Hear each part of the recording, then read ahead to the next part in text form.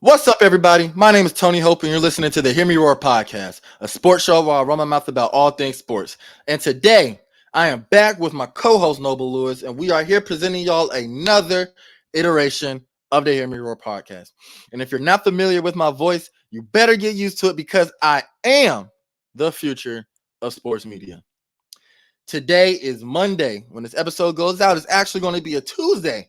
We usually record on Tuesdays and the episode goes out on Wednesdays, but because of all of the crazy action that has taken place in the sports world over the past few days, we had to get on Hear Me Roar as soon as possible. Of course, number one being UFC 300 that took place on Saturday, one of the greatest UFC shows of all time. If you call it the greatest, I will hear that argument. Honestly, it was a great show. We are here to get into that. The NBA playoffs are set. The play-ins are going to be taking place in a few days, I believe. A lot of great, interesting matchups. We're going to get into everything that is going to be transpiring in the first play-in rounds and the first round of the playoffs. It's tomorrow, Rice, it's tomorrow. So Rashee Rice, he is getting sued for $10 million and is facing criminal charges for his hit and run accident that took place earlier this month. Certified dumbass. We're going to get into that. And then Shohei translator Ippei Mizuhara. He is also facing federal charges. So we got the investigations in those two cases we covered in previous episodes. We're beginning to see them play out more, and we're start seeing court proceedings and lawsuits and whatnot. I'm excited to get into this episode. But before we do, like, comment, and subscribe on YouTube. Give us feedback in the comment section. DM us on Instagram. You see our handles on the screen. Let us know what you'd like to hear more of. Let us know what you'd like to hear less of. Just give us your thoughts on what's going on. We love to hear your opinions. I love it when y'all DM me or reply to any questions that I post on my story. Rate us on Spotify and Apple Podcasts. Share it with anybody that you know will listen to sports and will enjoy us. We are two young black men that have great knowledge and growing knowledge in the sports world. Come support us, man. Let us blow up. You know what I'm saying? But before we get into our main topics for the show, let's go around the sports world real quick. The WNBA draft was tonight. Of course, the number one pick being held by the Indiana Fever. Guess who? Caitlin Clark was drafted with the number one pick. Not a surprise there. Surprise. She was the consensus best player in college and is going to be a lot of eyes on her in this upcoming season. So congratulations to her. Camila Cardozo, she was drafted out of South Carolina to the Chicago Sky. Also being drafted to the Chicago Sky with the 7th pick is Angel Reese from LSU. Those were the biggest names being drafted in the WNBA draft. So congratulations to those. My eyes are going to be watching the WNBA next season for sure. It's so interesting that the WNBA draft is literally like right after March Madness. Like, that's right. Meanwhile, we have to wait months in between March Madness and the NBA draft. It's very interesting. I'm like, damn, 2 weeks afterwards? I just won. Yeah, every other sport. I mean, football, the NCAA, that the playoffs in January. You got the draft in April. Yeah, you got like you said, time in all these different sports. WNBA, man, they like, man, we finna go ahead and usher y'all in. Yeah, we got this. We got to get it going. Congratulations on the celebration. Congratulations on the win. Y'all go ahead and fly out to wherever so we can go ahead and draft y'all. Congratulations to all the players drafted. The Team USA roster, it's being finalized. 11 out of the 12 players mandatory for the roster, headlined by LeBron James, who has just wrapped up his 21st regular season and is going to be a part of the 2024 Paris Olympic men's basketball team. Insane to me. Also on that team is Stephen Curry, Kevin Durant, Joel Embiid, which was a big talking point whether he was going to join Cameroon or whether he was going to join France. He picks Team USA. So he's on the squad. Jason Tatum, Devin Booker, Drew Holiday, Anthony Davis, Anthony Edwards, Bam Adebayo, and Tyrese Halliburton. And there's still room for one more. Look, you're saying Kawhi. I think that's who they're trying to get. Man, Paul George. This team better not lose one game. Like, we're talking about a blend of the old guard, the current guard, and the new guard. on this team, from LeBron being the oldest to probably Tyrese or Anthony Edwards being the youngest, and then everybody in between. This is on a look. 2024 Paris, man, y'all better watch out because this squad ain't coming to play at all. Thank God Embiid didn't choose France though. Him and Wemby, that might have been that would have been nasty. I ain't gonna lie to you. Yeah, that would have been nice. I would love to know what made him choose Team USA over his other two options, but nonetheless, glad to have him on our team. You know what I'm saying?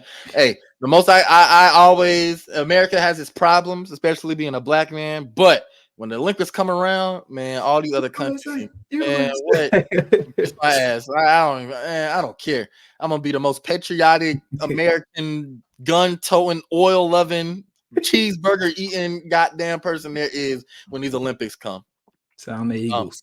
Yeah, man. What? Eagles and gunshots. That's how I'm talking. In WWE, Rhea Ripley has forced to vacate the Women's World Heavyweight Championship on Raw tonight due to injury. She was forced to do so, reminiscent of when Edge had to do it, reminiscent of Finn Balor had to do it before. It's one of those things where injuries happen in pro wrestling. Everybody wants to call it fake, scripted, whatever you want to call it. Hey, man, that's just grueling. There is no off season for WWE. Like Seth Rollins and Becky Lynch both stepped away. You know, they're married to each other. They both stepped away from WWE for just a little bit. I mean, shit, I don't blame them. Like, that is a lot. That's taxing on your body. Year-round shows, house shows, weekly, that's not even televised, right? Weekly. Then the big pay-per-views, man. I don't care how fake a table is. Getting thrown into a table hurts. I don't care. So it sucks because she, like you said on the last episode, after Gunther dropped the belt at WrestleMania, and after Roman Reigns dropped the belt at WrestleMania, she was the longest reigning champion in the WWE currently. Now that's no more. So we're going to be seeing a lot of new champions starting from scratch. Cody Rhodes, Sami Zayn. Now it's going to be whoever claims the Women's World Heavyweight Championship. And then finally, Adam Silver. He had a little press conference, I believe, earlier last week about the current investigation into Jonte Porter and some gambling irregularities. He called it a cardinal sin of the NBA, and it can face the repercussion of being banned indefinitely from the league. I really hope he did not do that. Did you know that he was Michael Porter Jr.'s brother? Yeah, I did. Man, I found that out because I only found out because of the whole scandal. But yeah, I did. I found that out. Yeah, I did not know that. So that was really interesting to find out. But yeah, I really hope he didn't. That would be such a dumb thing to do. And I know that I know for the purposes that he said it's the cardinal sin, but I really wish he would, like I'm not gonna say any, like, because there's people that they have their own investigations, things of that sort, investigations that close and things of that sort, but that's the cardinal sin over some of the allegations these other guys got over, over domestic violence, over not just allegations, real convicted. Man, Miles Bridges just played. He plays 30 minutes a night, bro. Like that's not that's the cardinal. I mean, I know that is absolutely right. That there has no space in any professional sport to be rigging for gambling. But at the same time, is that really the worst thing that you can do as an athlete when we have athletes that are getting caught in domestic violence,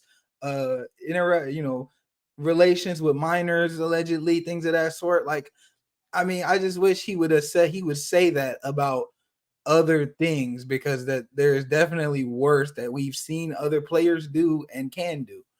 Man, these folks do not care. They would never care until money is involved. As soon as some money starts, gets either starts going missing or too much money is being earned a certain way, that's when any corporation, any big entity cracks down. And that's just what I feel like it is with the NBA. I love Adam Silver and come on, bro. I love Adam Silver and the way that he has handled a lot of issues in the NBA. Like, he came in and his first big thing was the whole Donald Sterling racist video coming out. And he got that man right up on out of there, no hesitation. So he set a high precedent from the jump. Love how he's been handling the league. Very innovative, wanting to instill competition but keep it entertaining. However, yeah, you're right. I think cardinal sin for you to not kind of have that same energy towards like quite literally people who have faced criminal charges and were like convicted for beating on women uh is very interesting and telling. However, I really do hope Jonte Porter didn't do that. That would be such a dumb way to like completely alter the course of your life. Like straight up. Like that is a life altering thing because I'm sure that will probably be weighed in effect if you want to go anywhere else in the world of professional basketball. Absolutely. That's neither here nor there though. Let's get into UFC 300. That's what I'm ready to talk about. UFC 300 it took place on Saturday in the T-Mobile Arena in Las Vegas. And Lord have mercy, did it live up? I can't even say it lived up to the hype. It exceeded all expectations because I remember we talked about how people were being ungrateful, right? People being ungrateful, not truly recognizing how stacked this card was, even without a John Jones on it, even without a Conor McGregor on it, even without an Israel Adesanya on it. This card was still stacked top to bottom. We just watched the most stacked prelims ever. There will not be another prelim like this until probably UFC 400, which is in another 8 years. Look, this milestone comes once every 8 or so years. This UFC 300 completely provided in every way possible. And Dana White and the matchmakers and the UFC brass are looking like complete geniuses right now. You know, we thought that they kind of backed themselves into a corner, hyping up UFC 300, but not having that marquee name for the main event. But the main event provided in such a way, the whole card provided in such a way that it really showcased that the UFC is the marquee. It is the best place for mixed martial arts. It showcased everything. We got 7 finishes on the night. We got one of the greatest last second knockouts of all time with Max Holloway and Justin Gaethje. We had one of the most badass moments ever with Alex Pereira literally shooing off Herb Dean after getting kicked in the nuts by Jamahal Hill, and then clacking him upside the head with the hook and knocking him out cold, mind you, cold. This card, and man, we got to get into it. Like I said, we saw 7 finishes on the night. From the early prelims all the way to the main event. Before we go and look at the other cards, man, let's just go ahead and get into this Alex Pereira versus Jamahal Hill fight. Look, start big. Look, bro, we just had to go there, and this is what the people came to hear. Man, Alex Pereira has literally built one of the greatest resumes in MMA history. Mind you, this man has only fought 12 times as a professional MMA fighter. Let me count you the amount of champions he beat in the UFC. He just beat Jamahal Hill, who was a former light heavyweight champion. He just beat Yuri Prochazka, who's a former light heavyweight champion. He beat Jan Blachowicz, who was a former light heavyweight champion. He beat Israel Adesanya, who is a former middleweight champion, and he beat Sean Strickland, who won the UFC middleweight championship after losing to Pereira. So he beat 5 UFC champions in 12 fights. This fight against Jamahal Hill, it looked like a tough challenge coming out the gate because Jamahal Hill stands southpaw, and Alex Pereira does a really good job chewing up the legs against an orthodox fighter. That's what happened against Yuri. That's what happened against Izzy. That's what happened against Jan Blachowicz. But with this, the game plan didn't change. Jamahal Hill, number one, he should have put his pride to the side and looked to take him down.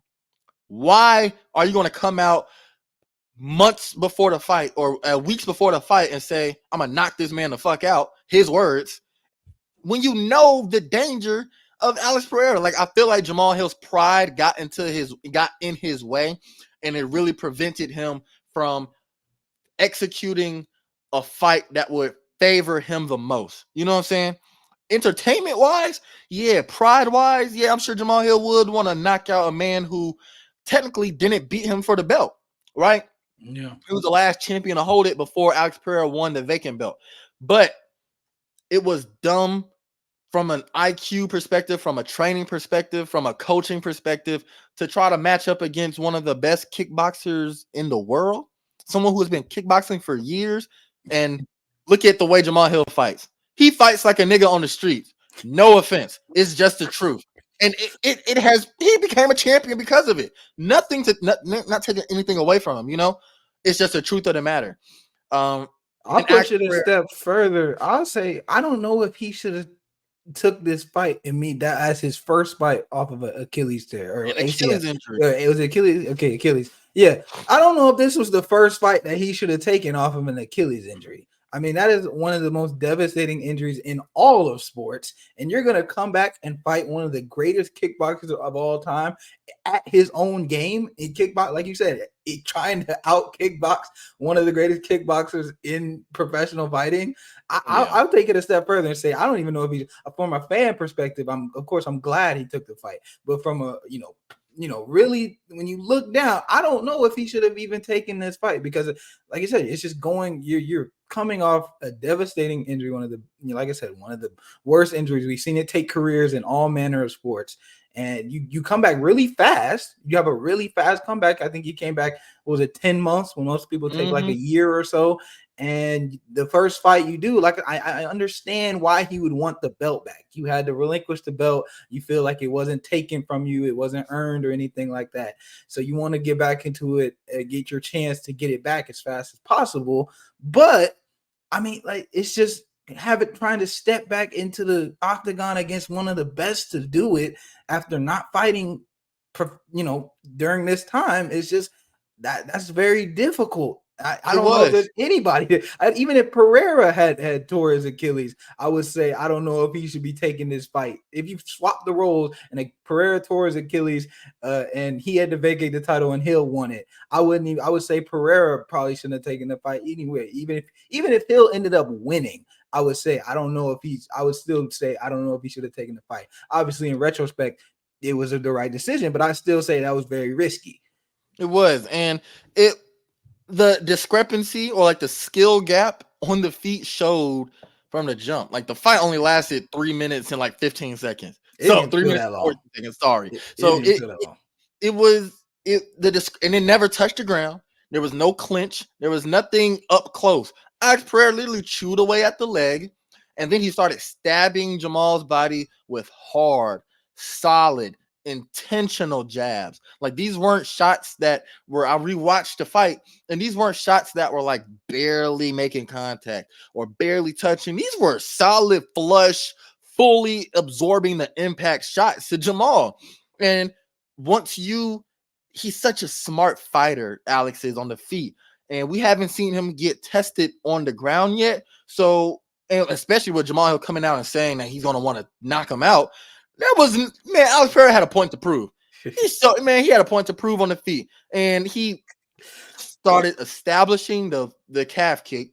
Instead of throwing it with that back leg that he normally does against an orthodox fighter, he kind of did like a pendulum kick into Jamal's right calf. And once he started to land that flush, it took him a little bit to get the range down. Then he started going to those jabs to the body. And when I tell you, the jab is the most low risk, high reward strike in fighting, period. There is minimal risk to throwing a jab. You are never out of position.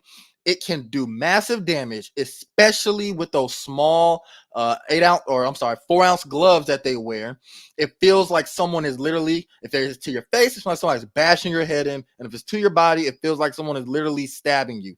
It hurts. The jab is so effective, and Alex Pereira is one of the greatest in the UFC right now at establishing the jab in order to set up any subsequent strikes. And we saw it in that fight against Jamahal Hill. He started attacking the body with jabs. He wasn't throwing anything else. It's not like he was spamming the hook. It's not like he was throwing some crazy spinning kicks and backhands and heavy crosses. Jab, jab, jab, jab. He starts seeing Jamahal Hill drop those hands. Then he just did the same motion when he was throwing the jab. He did the same forward step motion, loaded up that left shoulder, cocked it back just a little bit. You would not tell unless you slow it down and rewatch it. And then threw the hook up top. It didn't It even didn't land even land clean. flush. It landed with the bottom two knuckles across his face, and it dropped them. Like you could see his eyes go like glazed over. Like it looked like that man saw God. It Yeah. was serious. And then the ground and pound and the taunt afterwards, it looked like he literally looked at him. He did this at him as it's like, this is your king. This This is is who what wants y'all bringing to after me. me. Then after that, said he wants to go fight Aspinall at three for a heavyweight In at Brazil, yeah. 301, like or in Brazil. Like he's a monster. I'm gonna be honest with you, he's a monster. But yeah, like you said, it's just it was almost like a switch flipped in him when after the nut shot. It was almost like you literally saw when he waved off Herb Dean, he literally looked like a different person and literally just stepped forward and threw the hook. And like you said, it didn't even land flush. And that's just the power that he has in his punches. He pulls absolute the amount of power that he can pull. And like you said, he didn't even cock it back all the way. It wasn't all the way back here, anything like that. Oh. It was thrown from right here, almost exactly from where the jab was thrown. And he still got all that power into that hook. It was masked perfectly. And Alex Pereira is one of the best at technical power. He is not a swing and bang fighter. He is not someone who is going to throw wild looping punches, hooks, overhands. He doesn't do anything that wastes energy. Everything he does is precise and technical, and that's where his power comes from. Yes, there has to be a level of just natural raw strength that he possesses. We understand that. But it is all honed in, and that's what makes him so dangerous. He doesn't rely on just power punching like a Francis Ngannou, like a Derek Lewis, like a Josh Emmett. Everything he does is precise and technical. He literally, the body mechanics is what firstly, that's what it's called, but my coach really pointed it out that's what makes him so good. And also another thing too, after Jamahal Hill, he threw a back left kick, and it clipped Alex Pereira's cup. He waved off Herb Dean. He called time. He waved him off like, I don't need it. You could look at the body language between the two. I'm glad you brought that up. Look at the body language of Alex Pereira, and then look at the body language of Jamahal Hill after that cup shot. Jamahal Hill was like, oh, my fault. Sorry. He had his hands down a little bit. His guard was lowered. He was looking for a reset. He was like, okay, damn, I kicked him in the nuts. All right. Look, he resets, I reset. Alex Pereira, on the other hand, was locked in, was already looking for his next strike. There is no resets in fighting unless the referee physically steps in between y'all and calls a time to the action. If that does not happen, there is no breaks. There is no resets. There is no pauses in action. You need to be ready for the next strike to come. Jamahal Hill clearly wasn't. And that's where that hook came in. It came in right over top, and it clipped, and it literally clipped him. It didn't even land flush like how we saw Max Holloway land flush against Justin Gaethje. It clipped him, and it literally shut his lights off. So always, always, always, always be ready for the next thing coming. On the reset, that's where there's the highest danger for getting knocked out because you're not expecting it. You know, you always need to be on your A game and on your guard, whether you're breaking from a clinch, whether you're getting up from a takedown from the ground, whether you are re-engaging after in between rounds, even a glove touch. You should never expect the glove touch to be mandatory. Never. No matter what it is, always. Anytime there's a break in action, don't look at it as a break. Look at it as, let me go ahead and try to sneak one in while I can. It's not dirty. It ain't dirty. It's just what it is. Always be on your toes when you're fighting in a cage. Y'all niggas are literally in a cage trapped with each other, and you want to sit up here and try to shake hands, attack gloves after a nut shot? No. Be ready for the next shot, always. And you could tell in the body language between Pereira and Hill when that happened. Absolutely. And like it's not, especially when nothing's intentional. You don't have to make your point that it's not intentional. I mean, we know, or for the most part, we know when something's not intentional, and 99% of the time it's not going to be intentional. So you don't have to establish that it's not intentional. I know it, you know it. Okay, let's get back at it. My bad. Literally. I didn't mean to do it, but my bad. I didn't mean to do it. All right, you good? We straight? All right, let's go. We back at it. That's one of my biggest things I try to, communicate with my training partners is I know we're just sparring and training, but if we clinch and you find a way to escape or I escape, be ready for me to throw a head kick. Be ready for me to pop you with a jab when you don't expect it. Be ready for a knee. Be ready for something on the escape because I'm not going to make it easy for you. I'm not going to give you no time to catch your breath. I'm not going to give you no time to kind of, reestablish yourself, catch your breath. None of that. Always be ready for me to throw something else.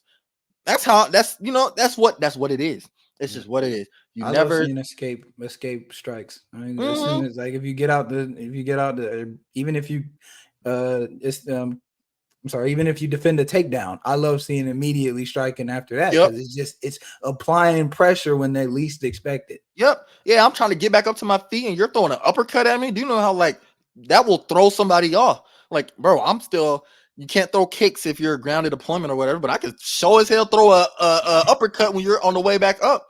Like always. No, don't let up. And we're going to talk about him in a minute, but Jalen Turner did that against Moisiano, and he lost out on a fight. He lost out on 300,000 because of it. Never give your opponent a time to recover because you never know how that's going to go ever. But look, Pereira, he called out Tom Aspinall for Brazil 301, which is in a month. It looked like he hurt his foot, like one of his toes on his foot. But if he's fine, if he can heal up, he has a clause in his contract saying that if he doesn't take too much damage, he can fight in Brazil. I know that's something he wants to do. Tom Aspinall is the most fan-friendly fight. We would love to see history be made for someone to be a 3-divisional champion. That would be crazy.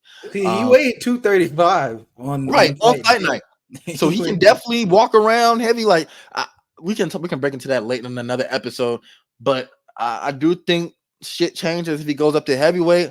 But there's also the possibility of him fighting Magomed Ankalaev at light heavyweight. That's also another out, isn't it? That's what he said. If there was anybody he wants to fight, that's who he said he wants to fight. He called him out. Yeah. So there's a couple options, and that's also will be a tough fight for Pereira because Magomed's not gonna he ain't gonna stand and bang. No, he's not gonna do that. He's capable of doing it, and we've seen him strike on the feet, but that's not what he wants to do.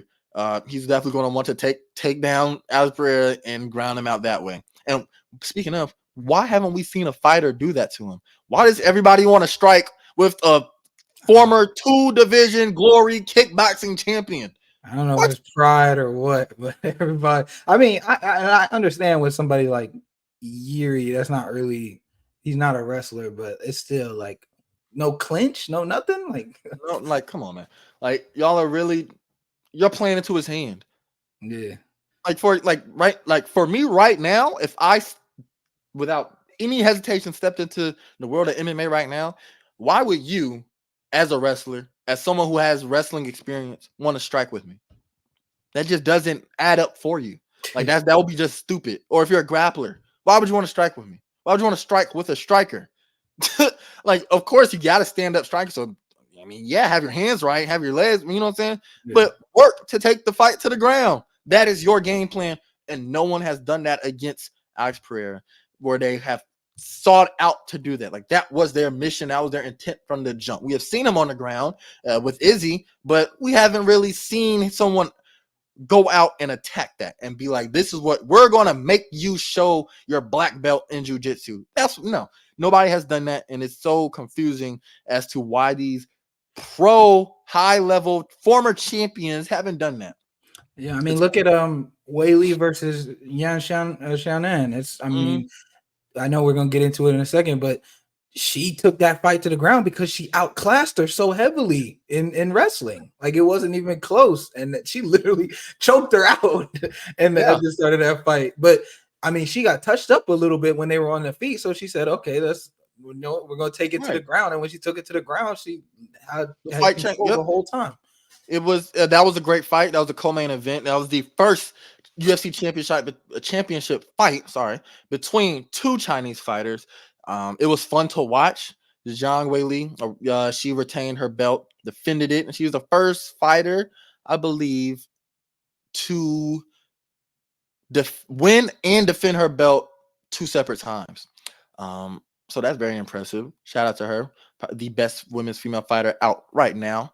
And you're right, she choked out Jan in the very beginning of that fight. I think she was saved by the bell. Like she was dead ass out on her feet at the Yeah, bell. Saved by the Bell is a stretch. Like Dude, he she was was completely out. oh, John Wei Lee won when, that fight. Like she dead ass won the fight twice. yes, when the bell rang and at the end of the first round, she had to push her limp body off of her because Xiaonan was literally out. But that just goes to show that Zhang Weili was the better overall fighter. This is mixed martial arts, folks, and we are in 2024, and this is the most advanced the world of MMA has ever looked. And I'm not just talking about the UFC, MMA. Period. It is going to be just as hard to break into the UFC as it is to break into the NBA, the NFL, the MLB, all of these professional leagues in a few more years.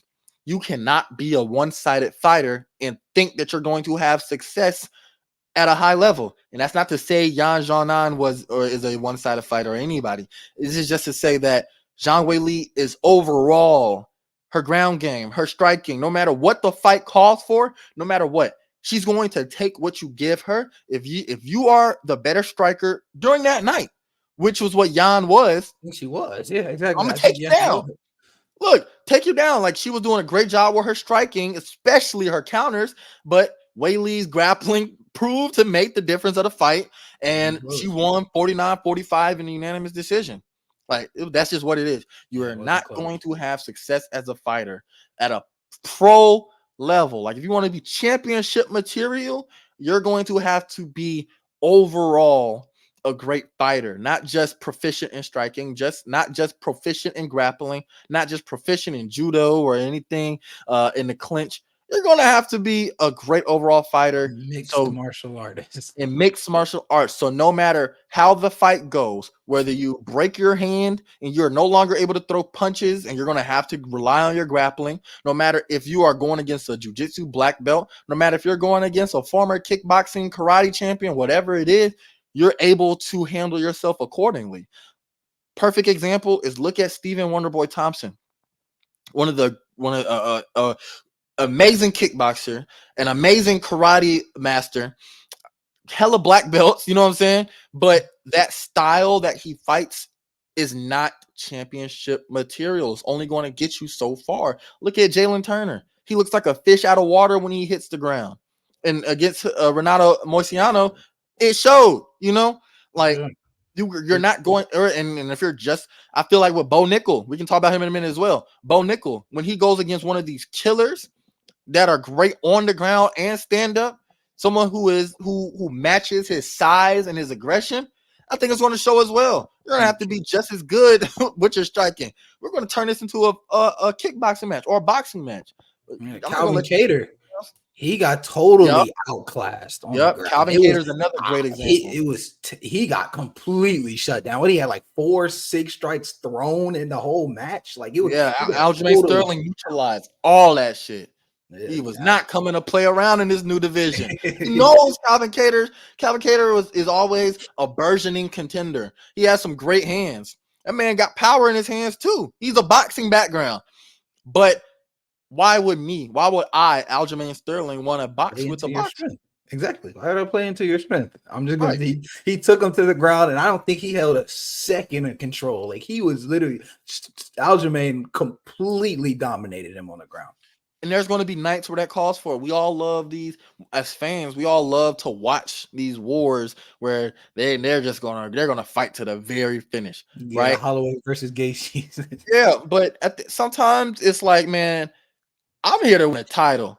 I'm here to take care of business. You know what I'm saying? I'm not in this motherfucker to take unnecessary damage. I'm not in here to bleed and crack bones and make this fight any tougher than it already is. You're already going against someone ranked in the top 10, top 15 in the division, and you're moving up in weight. Why am I gonna want to turn this into? You know what I'm saying?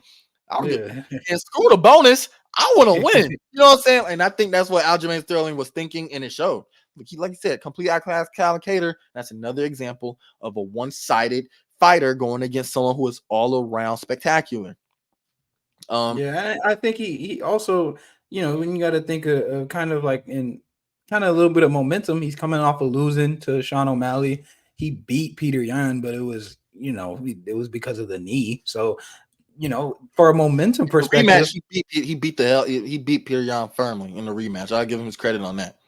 Okay, yeah, I'm thinking. His Okay, first yeah, I defense. completely missed the rematch in 2022. Yeah, so I mean, but he's coming off a loss, against Sean O'Malley.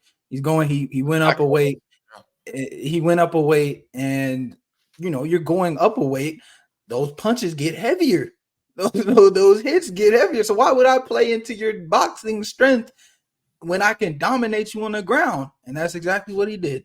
And he it was just I've almost never seen a fighter completely neutralized like that. Like he literally did not give him anything. Super one-sided. Man, what about that Max Holloway Justin Gaethje fight? Ooh, That was the wildest ending I've ever seen in a uh, UFC fight. I'm not gonna lie to that you. was insane. Like, let's just keep it a buck. There was absolutely no reason for Max Holloway to do that. He did not have to. This was not like a Hail Mary. Oh my goodness, I'm losing. I need to do this. It's a close fight. Max Holloway was winning that fight firmly. He could have just 3-1 backed up minimum. and did a break dance to win the fight. It was 10 seconds left. There was no need to do that. Yet they're fighting for the symbolic. It don't mean shit, as far as like legacy, but the symbolic BMF belt, and he wanted to prove something. Like, no lie, everyone was counting out Max Holloway because number one, Justin Gaethje is a killer. Let's keep it real. One We of them saw what ones. he did with Dustin Poirier. He knocked He's him the one of hell them out. ones. We saw what he did to not just Tony Ferguson in that fight in Fight Island. Look at what he did to his career. Tony Ferguson hasn't won a fight Never been the since. same. Never been the same. Never. He is 0-7 since that fight against Justin Gaethje. So we know how much of a killer Justin Gaethje is. Max Holloway is going back up to 155 lightweight, a division where he has lost before. He has lost to Dustin Poirier in that division. He lost to Khabib in that division. He's going up again after we were saying, like, shit, look, Alexander Volkanovski just lost. You need to pull out this fight and try to get a title shot with Ilya. Your boogeyman is finally gone. Yet, man, when I say Max Holloway came out and had something to prove, and he proved it. He looked massive. He looked He looked really good. He looked really good physically. good. Like, he looked solid. He looked strong. Like he He belonged at didn't lose 155. no speed. He didn't lose no quickness. He didn't lose no footwork, head movement. He didn't slow down not once. He maintained all of that going up in weight with a full fight camp, mind you. And he showed it against Justin Gaethje. He was eating those leg kicks. He was controlling the pace the whole time. Look, that first round with that spinning back kick that Heel broke his kick. nose. Yeah, that set the precedence for the whole fight. But dude, that's what when we watched that fight and we were like, hey, this man Max Holloway ain't fucking around tonight at It was in the all. last second in the first one too. The bell Yeah. literally rang as soon as he hit the kick, but it busted his nose, and literally Justin Gaethje turned into a mouth breather after that. Yeah. He could not breathe out his nose for at least a couple rounds. And that was probably his greatest moment of his already Hall of Fame career. It was a last second knockout. Literally 2 seconds left.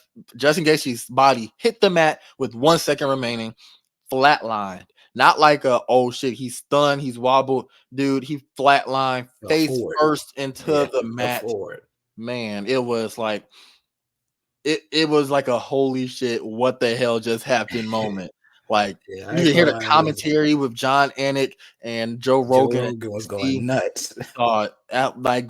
Quite frankly, that is probably the greatest knockout in UFC history, as far as like, firstly, the caliber of fighters we're dealing with here, the gravity of the situation that was happening. He didn't have to do it. He didn't. He didn't have to do it. He didn't at all. And the manner in which it happened, trading blows, and just overall the reads that were being made in that fight by Max Holloway were just elite. Just it. You know what's crazy too, bro? Max Holloway is only 32 years old. That man has been fighting in the UFC since he's 20. He has fought and beat the best of the best, and he is only now entering his like grown man prime as an athlete. We always look at age, 27, 28 to about Yeah, 28 to like 33. 34. Yeah, Yeah. 33, 34 years old, where it's like you're at your physical prime as an athlete, as a man. This man is just now like hitting that stride. And they cut the camera to Ilya Tapuria after that fight. He was shook. But He was that shook. was like a man that was not very confident, or he was very scared of what just happened. That man was shook as hell, bro. Man, he looked biting his lips, man. He was thinking like, shit. Speaking of which, though, it is kind of crazy that Pereira's at the level that he is at 36 years old. Yeah, Pereira, he's just 36, and he doesn't have to do much. He's over here. Listen, That was the finishing first round fight. one. Yeah, that was his first fight where he didn't need like I can't remember the amount of significant strikes he had, but that was the least amount of significant strikes that he landed before a knockout fight. 24-6 strikes. Like what? 25. Like that is nothing. Every strike was a 6 strike. He's That 24 for 30. No, nothing for him to knock him out. And he's 36. 30 total strikes and landed on 24. And bro, Pereira looks healthy at 205. That's so healthy. I'm gonna lie, I as good as he looked at 205, man, that heavyweight is a different beast, though. Yeah, that's what I'm about to say. I think that he should kind of stay at 205 and fight Magomed and just clear that division out. Yeah, I saw Tom Aspinall doing incline dumbbell with hundreds. Like, heavyweight is a different animal, man. I don't know, man. From a pure technical standpoint, I think Pereira would have it over Aspinall, but just when you get to that, and speed, is a factor. But when you get to that level, man, the strength of those heavyweight guys that's D lineman, offensive lineman strength. And mind you, Tom Aspinall isn't the type of fighter that's gonna sit up there and want to do some crazy. He's not a sluggish heavyweight. Yeah, he's a hybrid. Quick. You know what I'm saying? Like he's quick too for his size, and the man is massive, 240, 250 at least on fight night. Like he is a giant man. He has great ground game. He's heavy with his strikes. And then of course, look, we're talking about UFC 301. That's in less than a month. And you're gonna have Alex Pereira is gonna have to train heavy. He's gonna have to get his body used to being that heavy. He's gonna have to go out and fight heavy. I'm not sure how used to that he is during just regular training, but I think he should just stay in light heavyweight and become the next dominant light heavyweight champion, because we haven't seen one since John Jones. I mean, look, he's already had more defenses since probably John Jones being champ. Yeah.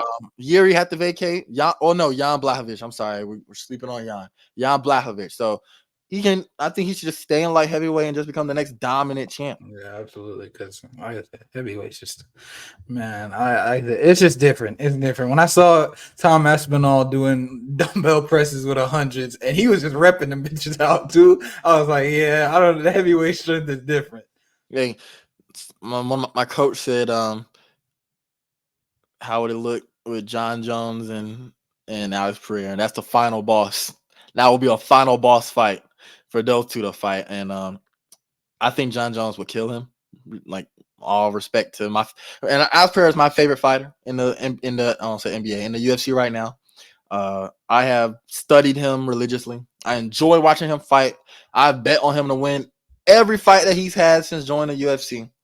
However, I still know who John Jones is. I am very familiar with his game because he's the one who got me into the UFC. So, with that being said, I think John Jones will kill Alex Pereira, legitimately. He's not going to play those games with the striking. He's not going to play those games. He's going to do exactly what he did with Cyril Gane and say, look, I'm not going to go against a heavyweight that is a top-tier striker. Yeah, that's what you meant. I thought you were saying, so you're not saying like he would just straight up knock him out. Oh, no. Like, okay, I thought you, that's it what will be very, he would destroy. Yeah, destruction. With the wrestling. I'm going to take you down.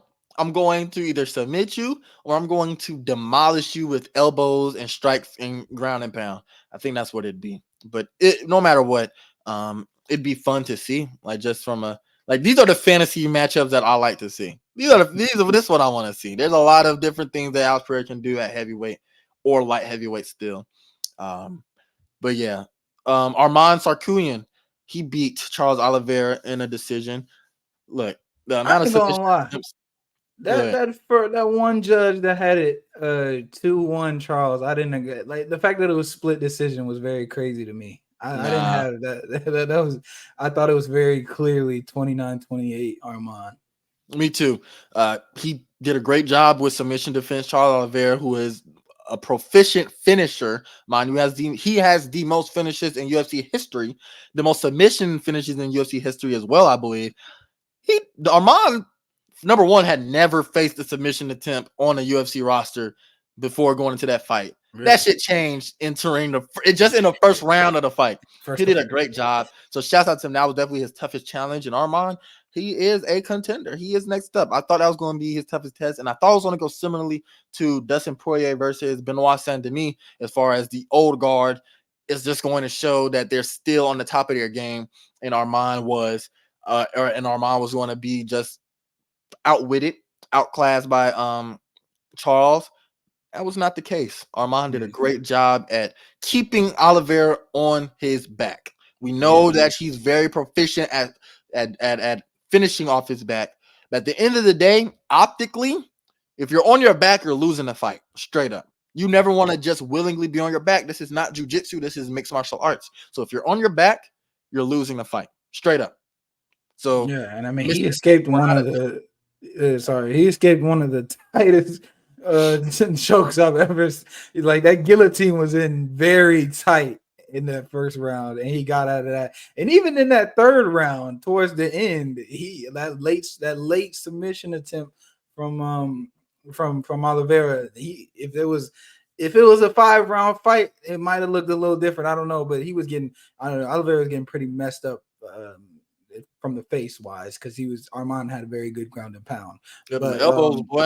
Yeah, he had very good ground and pound. But yeah, it was just I mean, he just looked very polished as a wrestler. Looked extremely polished. He didn't have much on the feet from what I remember, but as wrestling perspective, he looked extremely polished, and he going up against somebody who's as good as Oliveira, that speaks for itself. Absolutely. I loved seeing how there was no fear in Armand Sarkisian's eyes. There was no like, holy crap, I'm in crazy danger. I need to, like it was never a panic situation. You know what I'm saying?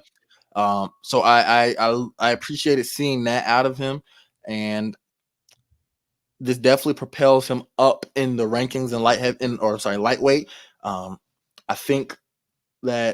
I think Dustin Poirier versus Islam is up next. I think that's up next for the summer.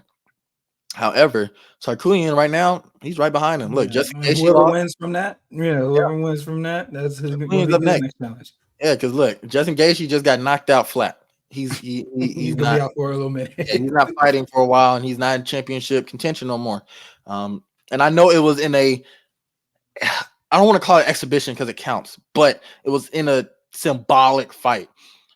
However, the shit counts against you. So, and then the fact that you got knocked out, optically at least, literally, it moves you back because someone who your contemporary, Justin Poirier, just won a card before you, and then Armand Sarkisian, who was beneath you, just won as well. So, just with how the UFC works too with their matchmaking, he's up, Justin Gaethje is down. So yeah, Islam Makhachev versus Armand Sarkisian did take place in the past. It was in 2019, and it was Armand Sarkisian's debut fight in which he lost to Islam via unanimous decision. So that would be a rematch, and it will be very interesting to see because both of those fighters have changed immensely since that first meeting. Much evolution. Yeah, a great evolution. And as far as Charles Oliveira, I don't look at this loss as being a bad one. At the end of the day, it was a split decision, and he did everything in his power to finish. He wasn't just trying to coast, and he wasn't just holding on because he was, inept or ill-equipped for the fight. Armand was just the better man that night, straight up. So he was very close to finishing him as well. So it's just real. It's one of those things where it's like, we're looking at just moments in a fight, just moments that could have changed the trajectory of how that fight went. So, yeah, I don't think it was set him back too much. Bo Nickel, he beat Cody Brundage with a second-round submission win. Look, man, He's 6-0. He has yet to hit like double digits in his significant strikes in the UFC. I'm ready for this man to face a killer, bro. Just for you to be on his main card, and that was a pretty underwhelming fight. Even Bo Nickel himself wasn't too happy with his performance. Mm-hmm. So I'm ready to see this man get a go against a real killer, a real monster. I'm sorry. I don't hate on folks, but I do want to see that. I do. Yeah, I mean, I just wanted to see the extent of his game. Wanted to see, are you a true mixed martial artist? Can you we see what you can do on the ground. I want to see if you can stand and bang with the best of them. Someone who's not going, someone who's capable of going to the ground, but they're gonna try and knock you out. I want to see. Right. I do want to see that. Yeah, me too. So yeah, put him up against a established vet, not someone who is still trying to make a name for themselves. Man, put that against a former title contender. Put him against someone who has some real, what I'm saying? His name carries weight in these UFC streets. You know what I'm saying? Like Cannonier, or you think that's Yeah, that's what I'm talking about right there. Like Cannonier. Jared Cannonier, he's going to give him some problems. Jared Cannonier is a heavy guy. I think that he gets outclassed by greater strikers, but Jared Cannonier ain't no slouch himself. So I think that would be a good fight. It would be a good test. You know what I'm saying? That's all I'm saying. Yeah. If Bo Nickel is really that guy, I'm cool with it. But I want to see him go against, you know what I'm saying? Like, yeah, let me see him against somebody in this middleweight division. Let me see him against Jared Cannonier. Let me see him against Marvin Vettori. Let me see him against one of these people that have challenged for a belt, Yeah, absolutely. I agree. Let me see. Yuri Prochazka. He defeated Alexander Rakic. That guy is a freak, man. I'm not gonna lie to you like that. That guy is just a monster in the octagon, man. He should have been out. 99% of other strikers probably lose, or 99% of other fighters probably lose when they took the exact same strikes that he took that night. Yeah, his legs were getting chewed up. Same way they got chewed up against Pereira. Hey, Yuri, for him to be such a great fighter, that man's like just striking defense is so like bad. Straight up. Like I hate to like say that because he's a pro, but just looking at it from a fighter myself and just from someone who watches clean, crisp fighting, it's like, dude, your defense is so bad. And he's a very unorthodox striker, and that's what makes him so dangerous. However, his defense is so bad. But at the end of the day, Yuri showed absolutely zero respect for Rakic's striking. That man just he had zero respect for him, period. He was getting called a fake samurai and stuff. Man, Yuri said, all right, look, I'm gonna show you some fake shit. Okay, I'm gonna show you want to see some fake shit. Okay, I'll show you something then. All right. And absolutely finished him with some strikes. Look, we saw how his defense paid off against Alex Pereira. It didn't. So I think he's going to need to tighten that up. Keep that unorthodox style, keep that real fluid, that real shifty and like unexpected strikes and motions. But you got to tighten up on that leg defense, because if I'm looking at that as a fighter who's going to have to fight him next, the game plan is to 100% keep him at range and chew up those legs. Absolutely. Keep him at range and chew up those legs. Don't let him get into close where he can damage me heavy with those knees and those elbows. Keep my back off the fence. Keep him at range with front kicks, teeps, and just absolutely destroy those legs. Don't want that to happen, especially with how low he keeps his hands too. Jab. But I really think that his I don't want to say hatred, but his disdain for Alexander Rakic in the build-up for this fight really put towards like him not giving. He was like a Tasmanian devil, man, just a tornado in the damn octagon, man. He was getting teed up, like he was straight up getting teed up, and he just ate it. He ate everything. He ate it. It didn't matter if it was those legs, like his leg was getting tore up. He was taking good shots to the face, like he was getting teed up, and he just ate everything and just was relentless when he finally went for the the finish, the whole last sequence. It was just relentless, just straight going at him as crazy as he could. And I mean, it works for him. We've seen the extent of it, of course, with versus Pereira. We've seen the extent of how that style of not really having a strong defense and just eating shit. We've seen the extent of that. Against someone like Pereira, it's not going to work. But I mean, look at that fight where he won the belt against Glover Teixeira. Dude, that was a last second win too. That was a close ass fight, bro. And they both looked absolutely a bloody mess. So Yuri is fine with taking damage, but that should not be something that he is okay to doing, because we saw how that paid off against a hard hitter. If he goes against a hard hitter, like I said, he didn't show no respect to Alexander Rakic. What happens when you go against one of these guys like Alex Pereira? We saw it. We saw it. We saw. We don't even need a make that a hypothetical. We saw it. So yeah, man. Look, Aljamain Sterling, we talked about his decision win over Calvin Kattar. Like you said, bro, that man had about 10 minutes and 45 seconds of control time. 8 takedowns landed. There was no submission attempts. There wasn't a lot of damage shown. He should be back in the cage soon. But like you said, very one-sided. Like you said earlier, everything you said earlier, I 100% agree with. That was just a one-sided, just smothering, tiring performance. Like I'm sure Calvin Kattar was just frustrated with the way the fight went, and understandably so. A great fight though. Something that I was impressed with was Kayla Harrison versus Holly Holm. Got a submission in the second round, I believe. Correct? Yeah. Second round. She made weight. She got the dub. Congratulations. We saw really good physique. Oh yeah. She's strong. She's very strong. And the main question in this fight was she going to make weight? That was the main question. It wasn't about the fight itself. It was just that she's making weight. And she did. She made weight at 136 pounds, and she dominated Holly. She dominated her, a former UFC champion. She's coming from the PFL. She was a former PFL lightweight champ. So it was a very easy win for her.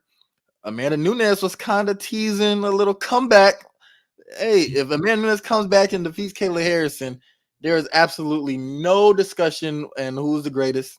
There already isn't, but that would just be like solidifying. I'm her. I'm her. I'm him. There's nothing. Nobody. There's no man. There shouldn't even be no question. Why are y'all even questioning if Kayla Harrison can beat me? Have y'all forgot my body of work? What? So yeah, she'll probably be getting a UFC title shot very, very soon. Most likely, the next fight she takes will be a title fight.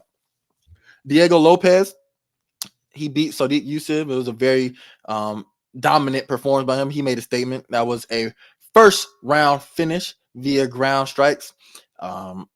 It was, like you said, another one-sided fight. Sodiq Yusuff only landed 2 significant strikes. He threw 5 total strikes. So yeah, and that was against a ranked opponent. So congratulations for Diego Lopez. Renato Moicano. So that was the fight I was hinting at earlier with Jalen Turner. Jalen Turner dropped him in the first round, I believe. Got up and cooked Jalen Turner on the ground. Jalen Turner knocked him down in the first round and then walked away. He tried to do a walk-off knockout like he's Mark Hunt or like he's Stephen Curry after shooting a 3, instead of, like we were saying, keeping the pressure on. Don't give your your opponent a chance to recover. And then guess what? You know what this dumbass did? Jalen Turner knocked him down and tried to walk off like he just got this $300K bonus just sealed in the bag. Mm-hmm. He protested at the referee like he was out, like he was knocked out cold. Dude, he got right back up. Why are you talking to the referee like you finished him and the fight just didn't end? You dropped him, congratulations, but then he got back up. Why are you giving him a chance to change the momentum of the fight, which he did? That was just dumb. Just dumb. Yeah, I mean, we already spoke on about applying pressure, and that makes the difference. That's the difference between championship level fighters and not. I mean, it's about applying the pressure and not letting up until the referee stops you from beating this man up. That is when you stop.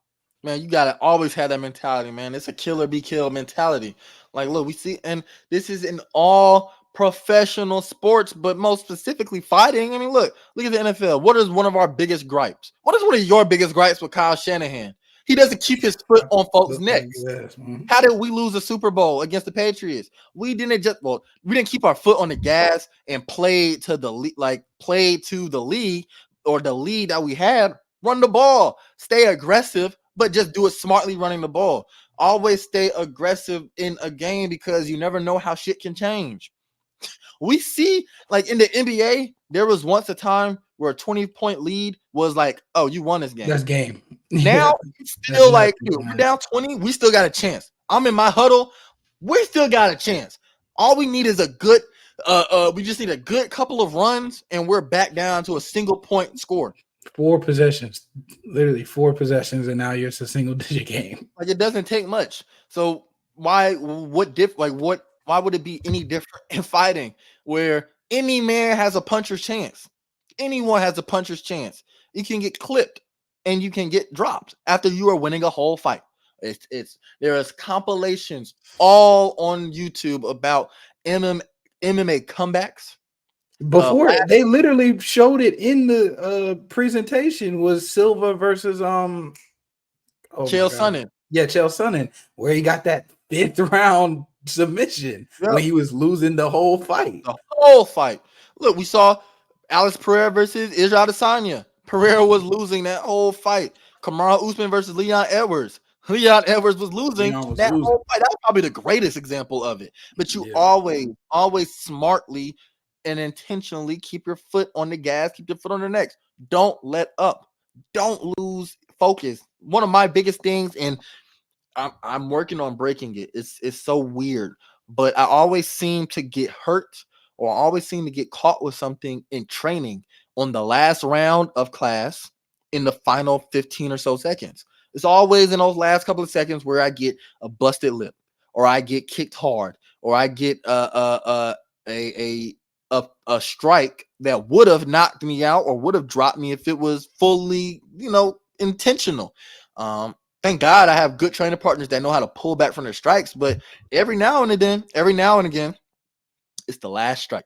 It's the last 15 or so minutes of the very last round where it's like, man, that could have been a championship fight that I lost right there.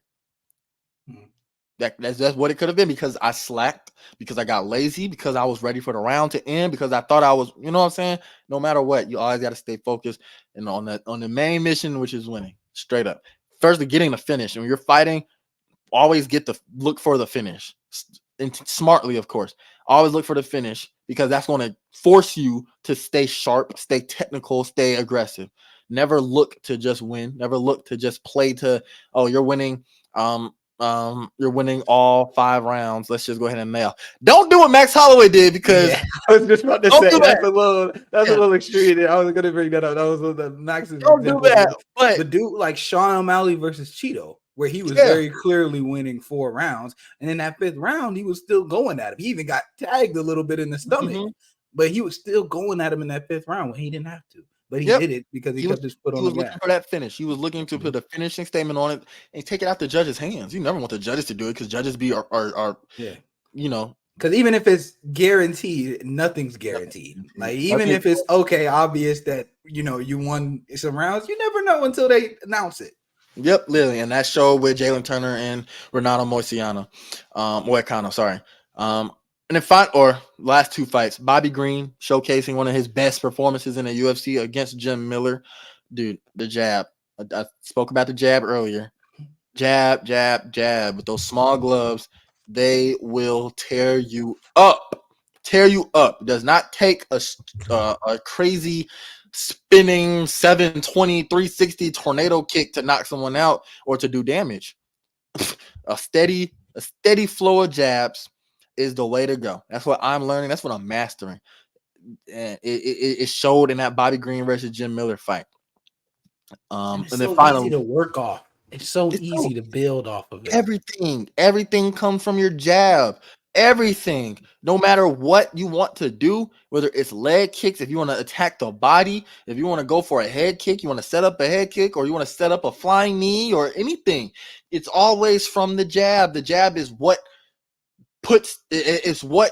it's like the appetizer. You know what I'm saying? It's like that's what it is. That's what you start the fight off with. You establish your game plan with the jab. You don't come off trying to throw crosses out the gate. If y'all have been training to specifically land a cross in a fight, it's probably coming off of a jab, straight up, right? It's probably You're coming not off of a gonna jab. get a straight like. Yeah, like it's cool if you can, mix it up. Of course, sometimes lead with the cross, lead with the cross and then throw a hook afterwards. But the jab should always be your go-to.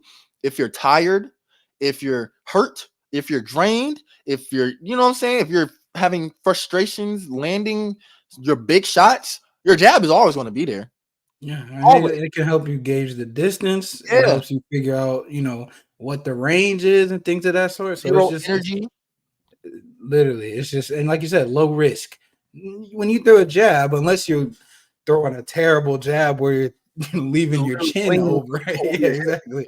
Unless you're throwing a totally terrible jab, then 99% of the time it's very low risk move. Low risk, high reward, because man, that thing will mess you up. No, I got a solid jab to the eye today, and I could feel it. Like if he put some real pressure behind it, whew, that jab, and this is one of my favorite strikes to land. Period. Like it feels good throwing a really quick jab and seeing her head snap back. They're trying to get their rhythm. They're trying to set up a cool little fancy kick, and you just pop a jab out, and it just shuts all that shit down. You can do all this dancing and cool footwork if you want to. You come in and you run into this jab, that's gonna stop all of that in its tracks. So yeah, man, the jab, it needs to be used more on all levels of fighting. Myself, man, that is my go-to weapon. That's my secret weapon. It's not even a secret. That's what I do. I like jabbing, and I am mastering the art of it, all the variations, the different power levels, using it to in specific situations, switch stance. High, Yeah, low, yeah, body, head. and especially when you start going to the body with it. Look at Alex Pereira versus Jamahal Hill, and you can listen to those jabs to the body. They sound like they goddamn hurt. They don't feel good. And then finally, Davison Figueiredo, he won his 135 debut against Cody Garbrandt. Wasn't a very exciting fight.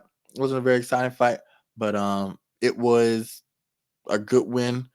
He beat a former 125 champion, Cody Garbrandt. Or was it? No, he beat a former one. Oh, damn, it's been so long. I can't remember if he won the 125 or 135 belt. Cody Garbrandt. I can't remember, but he beat a former UFC champion straight up. So Davison Figueiredo, congratulations on his win in a new division. Or I'm sorry, he's 2-0 in a new division. Remember, his first win was against Rob Font. Move, boy. Hey, man, long day. His first win in the 135 division was against Rob Font. So 2-0 in the 135 division. He's going to continue to be looking up and try to get himself a little title shot coming up soon. Yeah, and it was 135. 135. For Because Cody he beat Garbrandt. Dominic Cruz, Yeah. who was arguably the greatest bantamweight ever. So yeah, 100%. So yeah, great win. Great card. My God, love that card.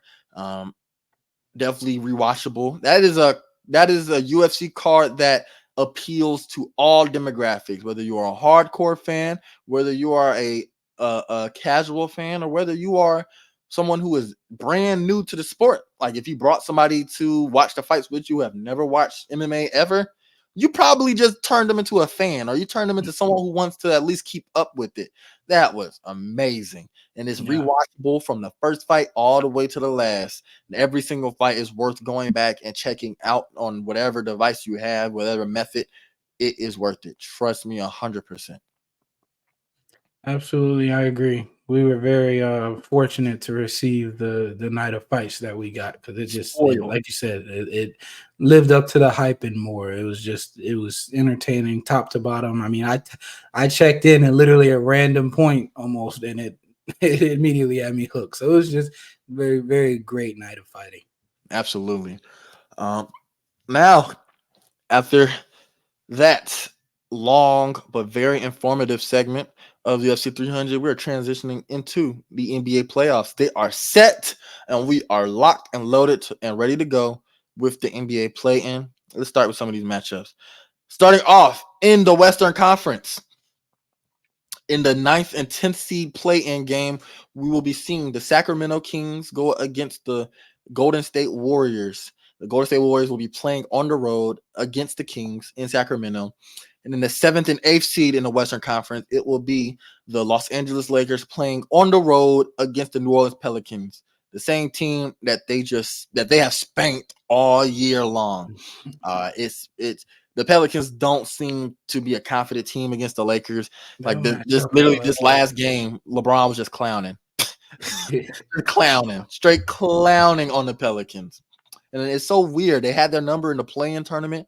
They had their number in around February when they played, and then again, they beat them just a few days, just yesterday actually. What the hell? So it's.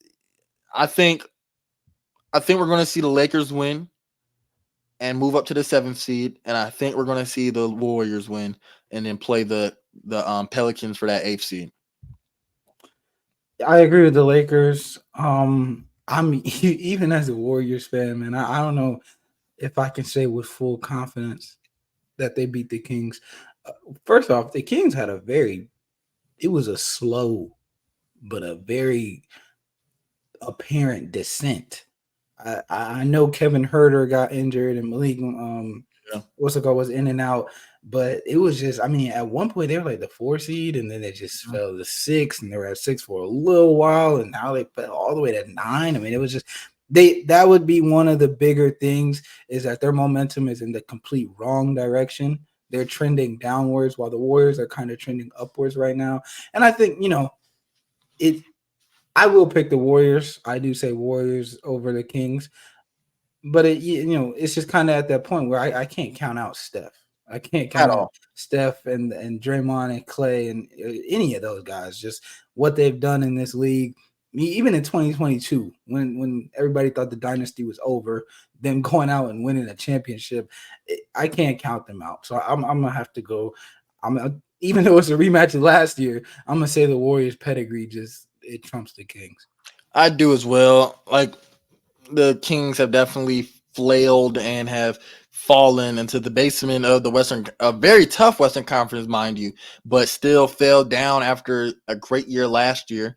They lost in the first round against the Warriors, and we all know that game 7 where Stephen Curry just dropped 50 and ended it.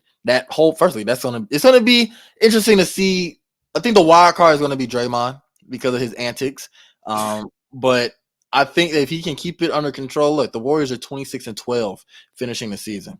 So they have finished. That is a great record if we really look at it from the finishing A the lot of year. those were close games that literally, if they if the Warriors could just figure out how to hold on to a damn lead, Right, we that's could be a another. lot more comfortable. Yeah, exactly. So it's just a lot of things have been, like I said, momentum wise. It reminds me of Bucks versus Philly. Even though I thought Philly was a more talented team, and that's arguable when it comes to Kings Lakers if you look at top to bottom. But it just the Kings don't have any momentum. They don't really have anything that they like show that they have the fire to go get this win. Yeah. Because Steph is going to be playing, those 3 guys are going to be playing their hearts out. You know that they're going to come. Man, you will be a fool to bet against Stephen Curry in this situation. Let's be so real. Oh my goodness, man, that would be so dumb. You'll just be a loss of money. Timestamp 1 minute 13 and 30 seconds was when I said that. So we after we're gonna see how much that backfires. That is going to be an insane like L prediction. If that is the case, if they lose, but I doubt it. Like I said, man, I will never bet against Curry in this situation, man. They're going to show up to play. I think that it's going to just be a situation of everybody can just remain poised and calm. Like we just came off last year, Draymond stomped on his man's chest, Demontis Sabonis' chest. If that doesn't happen, the Warriors win straight. I think that's literally the only thing. I think Clay is going to come out. They're going to try to get him involved early because, man, we can get a quick 15 points off of Clay. The game is already trending into blowout fashion because we all know what Curry's going to be able to do. If Clay can just get hot early, get comfortable getting into the flow of the game, It doesn't matter. Kevon Looney, what he did on the boards last year versus Sabonis, where he just out rebounded and put him in rebound jail. Yeah. He can do that again. It's just, and I know they haven't been running him in the lineups as much, like the starting lineups as much, but that's still gonna, if they can, if they decide to go big with Looney, and even if you put Looney and TJD on the court, I don't know. They've got a lot of options, but at the end of the day, they got 30, and it's hard to bet against 30. Right. Now to the Eastern Conference, the play-in game. Let's start with the 9th and the 10th seed. I don't even want to talk about it. We can skip it. Yeah, okay, we're good. It can be. It's going to be the Atlanta Hawks playing in Chicago against the Bulls to see who goes on to play the second playing game for the 8th seed.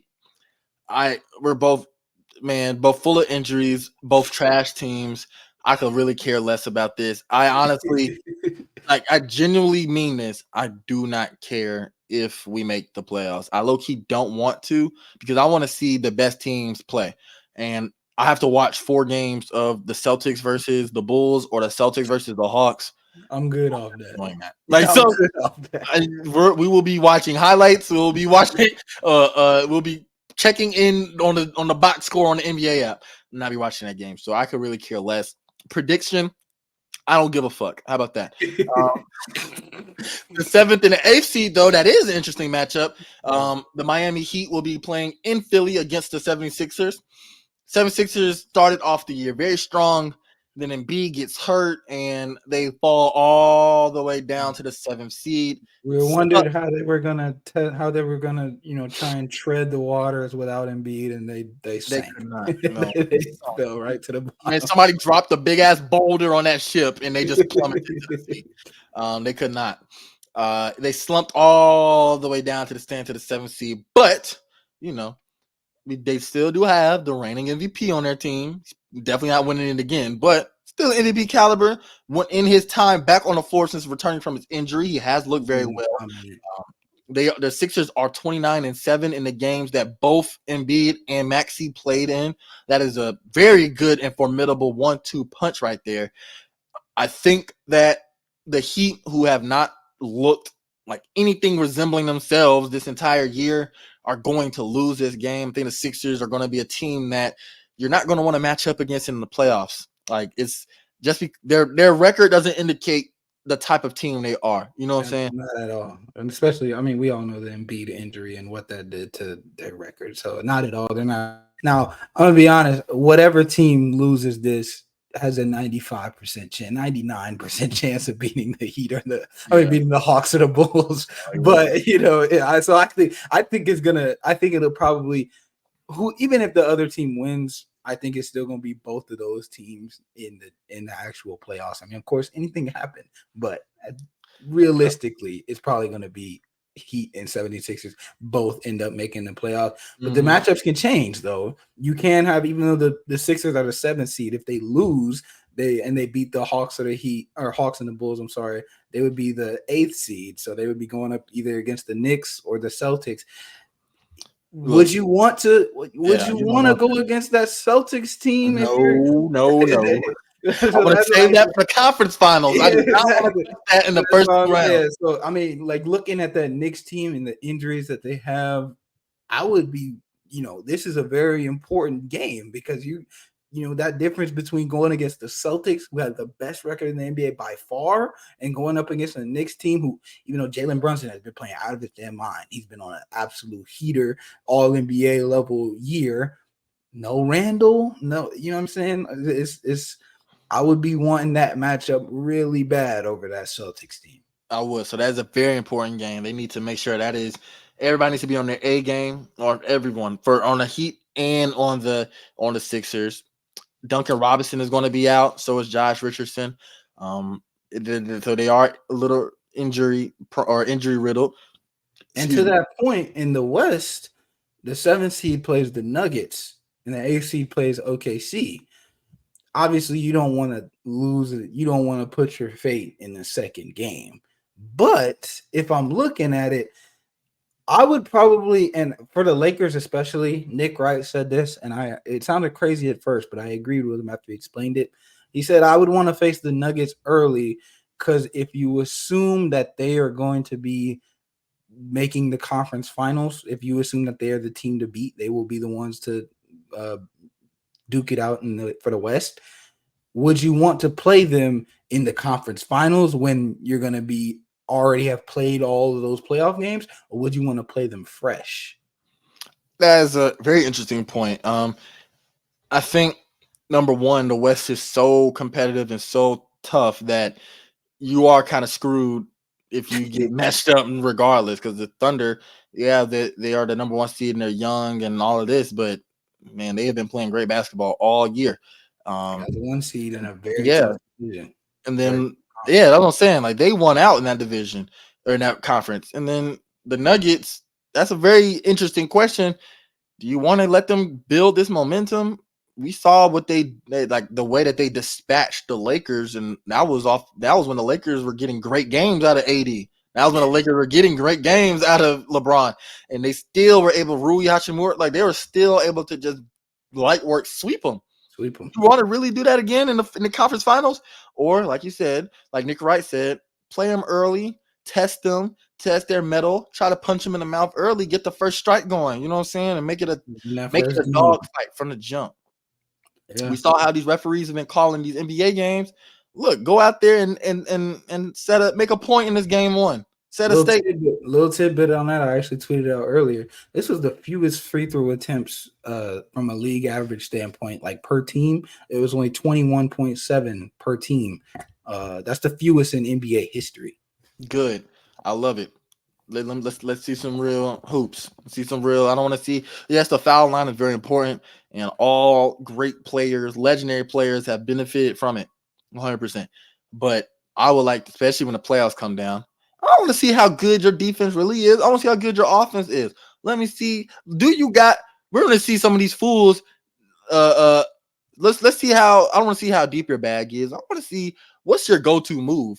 How, and especially in the playoffs, your basketball IQ. Yeah, let me see you get to this one move or to this spot and just make it so routine and like unstoppable. Like how we've seen from LeBron, how we've seen from Curry, how we've seen from KD. Those guys got it. I want to see it from some of these young stars too. Ant-Man. I want to see it from Shea. I'm sorry. I want to see it from Shea. I want to see it from Ant-Man. I want to see it from Jalen Brunson. I want to see it from Paolo. I want to see it from all these guys that are like kind of trying to prove. I would say Luka, but I know Luka's gonna do his shit. Luka's going to do his shit.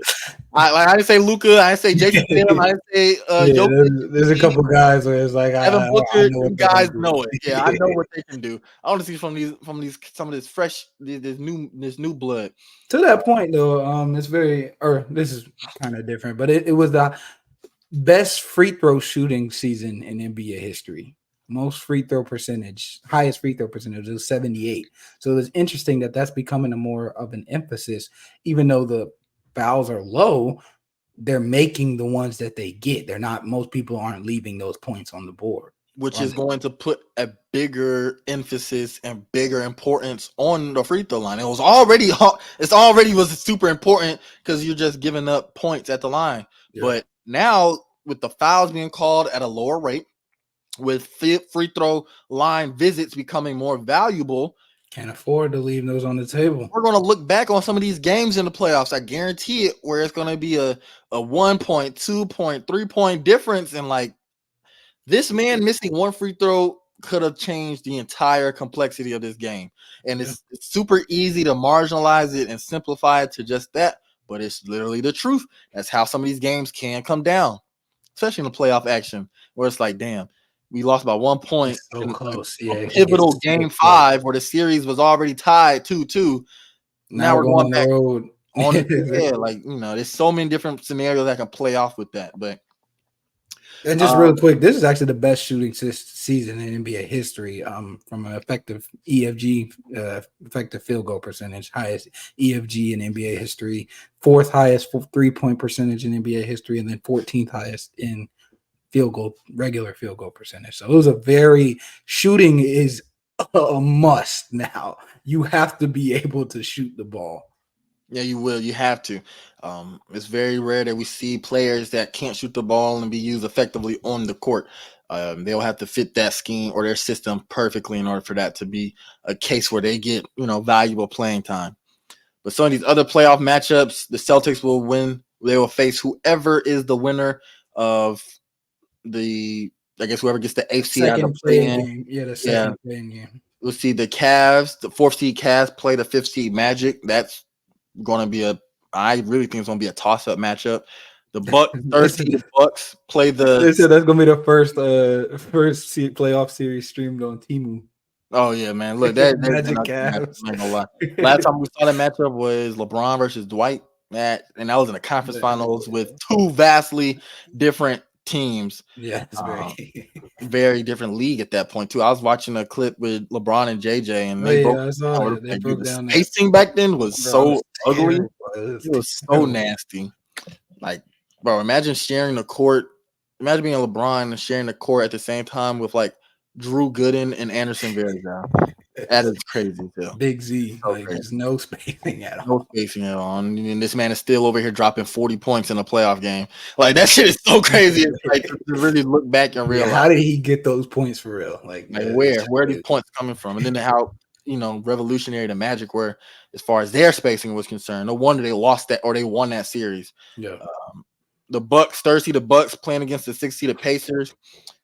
Putting my money on the Bucks to win, even though Doc Rivers is their head coach. I still put my money on the Bucks to win. Pacers just they did not finish the season strong at all. They finished terrible. You want to talk about bad momentum? They had no one going into this. Very lucky that Embiid didn't come back earlier because it would have been a different story. They would be in the play-in right now going against the Heat. And then the Knicks will face the winner of the first play-in game between the Sixers and the Heat. And then in the Western Conference, I'm looking at it right now. The Thunder will face the winner of the second play-in game. The Clippers versus the Mavericks. Another playoff matchup for these two rivals. That's what I'm gonna go ahead and call it rivals. No, they placed in the playoff time. 3 out of 4 years now. Like we've seen a lot of highs and a lot of lows. Luka currently owns the Clippers, and the Mavericks are playing their best basketball of the year. Probably I got the Mavs on the playoffs. Yeah, I'll say like going into the playoffs, they're probably like top 3, top 5 teams, finishing the season. It's going to be that's going to be another very tough fought series. That's going to go all 7 games. I'm not going to lie. That's going all 7 because I don't know about that. I don't know about that. I got Mavs in 6. I'm gonna be honest with you. I think they're not rolling over. They're not winning. I really see this going 7 games and being a nail biting finish for this series. If Mavericks can do it in 6, that would be impressive because you just dispatched a team full of Hall of Famers.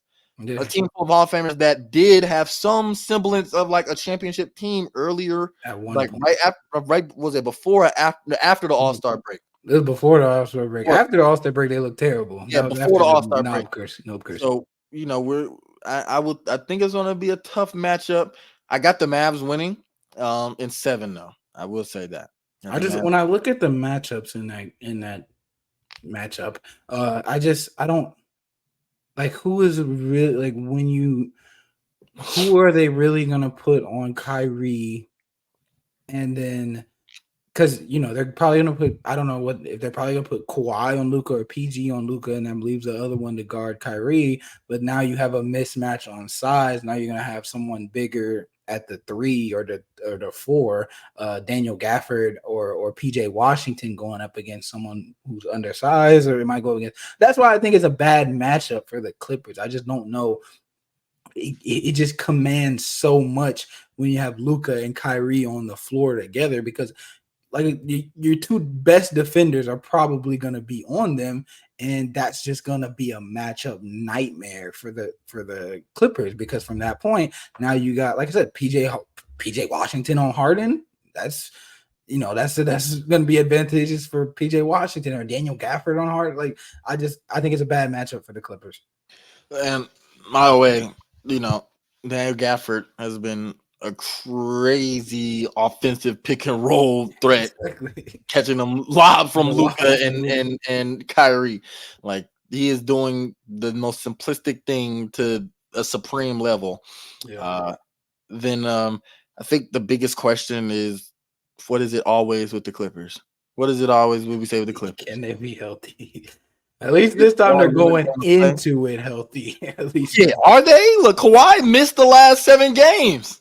I guess I don't know. I want to say that was to charge up for the playoff. Maybe he was in the hyperbolic time chamber. I don't know. I hope so because man, again, like we just need like, are you gonna be able to play this whole series? Like I'm so sick and tired of asking the same question because this is one of Kawhi's healthiest seasons. He played 68 games, but like, is this still like why do this is such a Again, bro. running thing? Again, like And, again. and then you're getting hurt at the most inopportune time. And I'm not trying to blame him for getting hurt. I mean, shit, I sympathize for the man because he always is hurt. But as far as your team is concerned, you just got paid all this money too. So it's not like we can just say, damn, this is the last season with you. It sucks that you got hurt. We're going to try to win this and maximize you with the team for as long as possible. No, it's every year. It's the same thing. Last year, he scored 38 in game 1, and then he didn't play for the rest of the for the rest of the series. They lost in 5. So, like, what are we gonna do here? You know, it's the same shit over and over again with the Clippers. Are That's y'all? why I got the Mavs, man. Me too. I got the Mavs in 7. And then there is the Timberwolves versus Suns. That's going to be a very good matchup. Young versus old. When I say young versus old, Anthony Edwards versus KD is going to be KD versus Jaden McDaniels. Yeah. Oh yeah, man. Jaden McDaniels.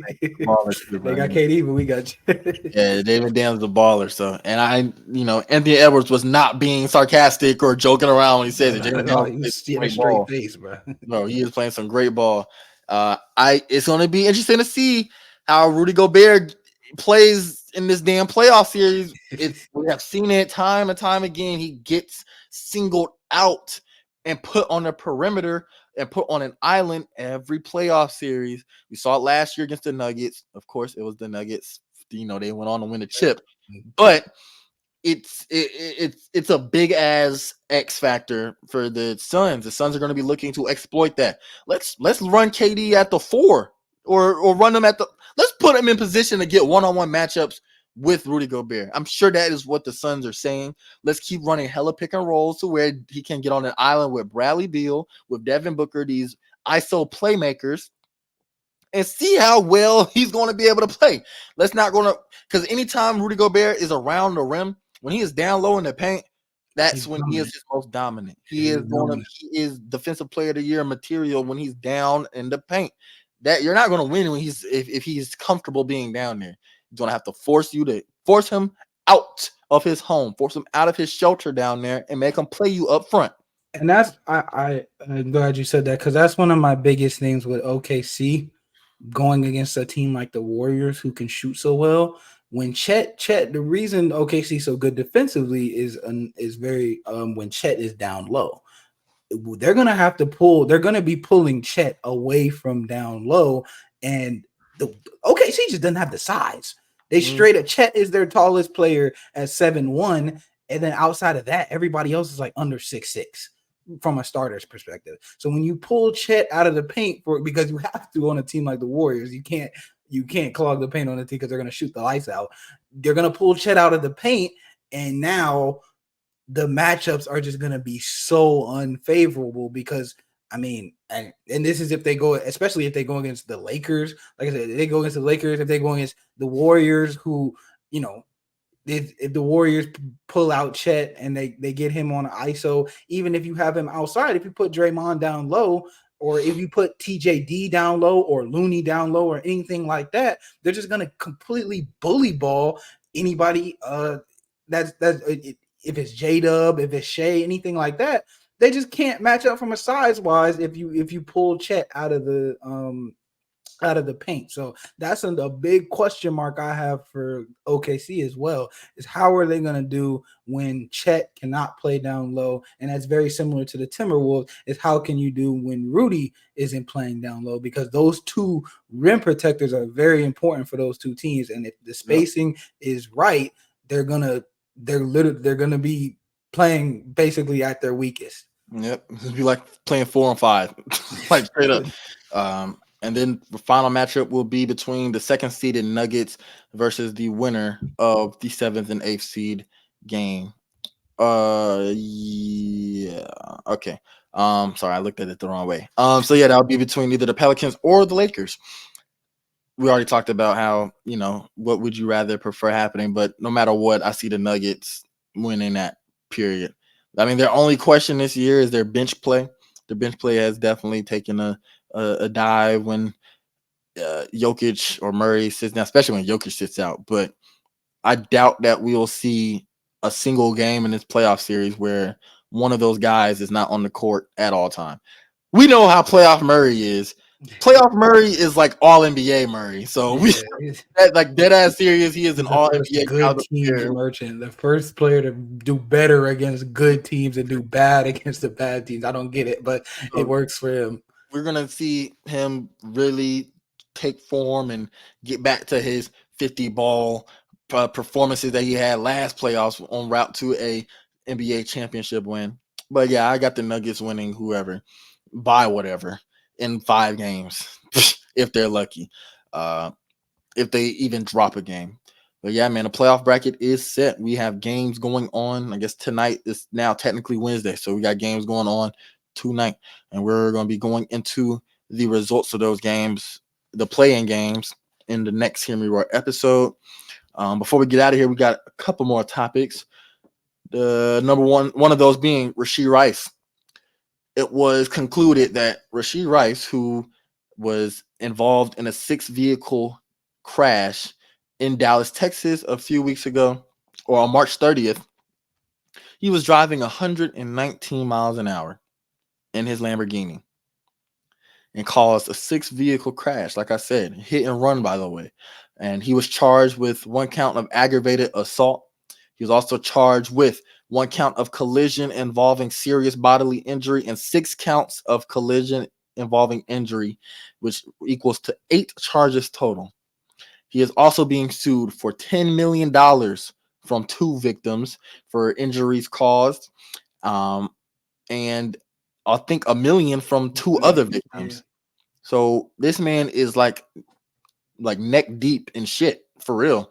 And we're talking about once again another wide receiver playing career possibly being ended due to car related foolery.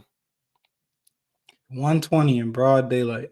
Like what? Bro, What did not you? 2 a.m., not 4 a.m., not dumb early in the morning, not dumb late at night, not on a back road. Yeah, not in a 100 random city in dude, one of the most populated cities in America America. in broad daylight. That's like driving down for those in Atlanta. That's like driving down 75, 85 at 3 p.m.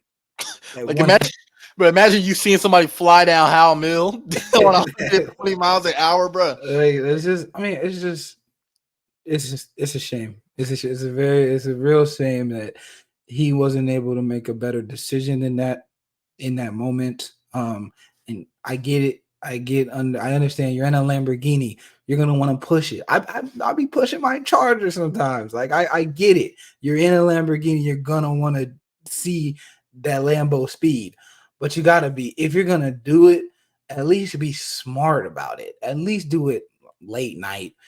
Do something where you're not putting other people and yourself at risk, because very fortunately nobody died in this accident. But Literally. when you're going 120 miles per hour, that can very easily be fatal to not just your someone else, but to yourself. So just not smart. And Not you are smart. not a professional race car driver. Exactly. Like You're not. Firstly, 120, you're barely touching the potential of a Lamborghini, but that is very fast in terms of just regular everyday cars and people. So number one, you're not even you shouldn't be going that fast down a street, period, without training, former training. knowing what you're doing. Right. You shouldn't be going that fast, period, even on the highway without no training, because any pebble, any pothole, any wrong twitch of the steering wheel, and you're cooked. And like you said, very lucky that he hit a center median, and that kind of absorbed most of the impact before crashing into those 6 other cars. And we also know the driver of the Corvette, it was SMU's cornerback Teddy Knox, who was driving that Corvette. And like very fortunate no one died, but now you're going to get taken full advantage of full advantage of. Look, these people found out. You have no sympathy. You got this man played in the Super Bowl. He's an NFL player, and I'm hurt from some shit that he caused. I'm gonna try to run up whatever money possible. Dog. And I'm talking about their case is going to get picked up. No wonder the lawsuit got accepted. Any attorney in America would have wanted to pick that case because of payout possibilities. Like, there is no excusing that behavior. That lawsuit is going to get settled one way or another, and it's going to be hella money involved. Money the judge ain't gonna have no sympathy. No, he's not gonna have an ounce of sympathy because you're an athlete. You're a professional athlete. You idiot. In Texas? What? Bro. And not only that, dude, you don't even have $10 million to your name. You're still on your rookie contract that is most likely going to get dropped. Yeah. So where is this money going to come from if that $10 million lawsuit gets settled for that amount? You know, like if that gets affirmed, you're not going to have enough money to pay that shit. You just got paid, brother. You just got paid, and you're throwing it away, and it's only getting worse. The more these details come out, it's only getting worse. There's no type of man. And then the cornerback Teddy Knox was driving a Corvette. Goodbye to your scholarship. Yeah, goodbye to your playing career. You ain't even made it yet. Right. You ain't even made it yet. You even got a chance. And then, of course, we can't forget that it's a hit and run. That's also like y'all left the scene of the crime. And it's an aggravated assault. Like, that's a felony. Like that is not. Those are very literally put you behind bars charges. Those are not something that's well, like at least you can get a slap on the wrist for that. Like you can get, it's not like you have a weed charge where you can finagle that and you can get a probation or anything like that. No, these are very serious. You're going to get locked up if you're convicted charges. Just dumb, and that's all I can say. It's like it wasn't like a tragic thing like, oh my god, he just got caught up in it.